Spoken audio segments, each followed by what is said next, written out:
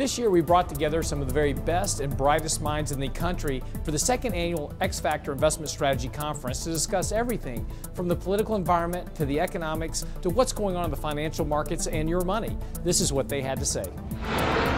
We have an opportunity right now to be proactive and to get control of it and to smooth it out and get to the other side. And that's the good news I've got. This is all temporary. If you're looking for current quarter growth, fourth quarter, probably close to 2%. The big question mark right now is first quarter in terms of there being a likely contraction in GDP.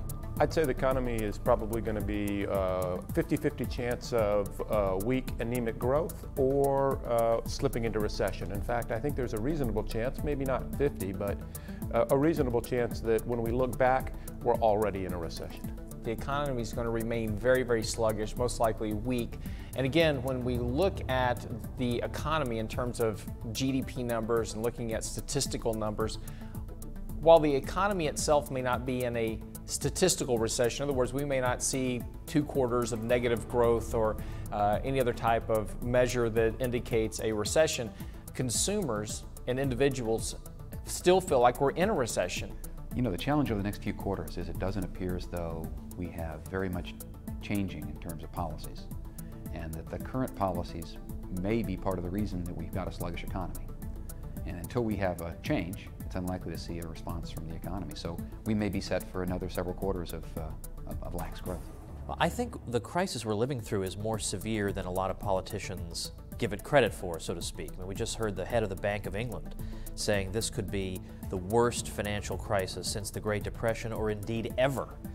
But when we've borrowed from the future by pulling forward demand, then eventually that has to be paid back. So we've got a very sluggish economy now because the deleveraging cycle is intact, and it's difficult for even a government the size of the United States to try to overcome that. These crises, financial credit crises, takes 4 years to basically resolve. 97 was Asia, 2001 it bottomed. Russia was 98, 2002 it bottomed. We're basically in the 3rd year. We have another year of this sort of fight that's taking place between fiscal and monetary policymakers, and the same thing you're seeing in Europe. So this can create the sort of the black swan of a normal outcome of a presidential election cycle. As you can see, it's not the most optimistic outlook for the economy and for the political environment going forward from here. And what's important for you to understand is that safety of principle, conservation of that principle, and building income streams are going to be much more important for the long-term return of your portfolio and your retirement than chasing stock market returns. That's what the Investment Strategy Conference was all about this year, and maybe things a little bit better next year.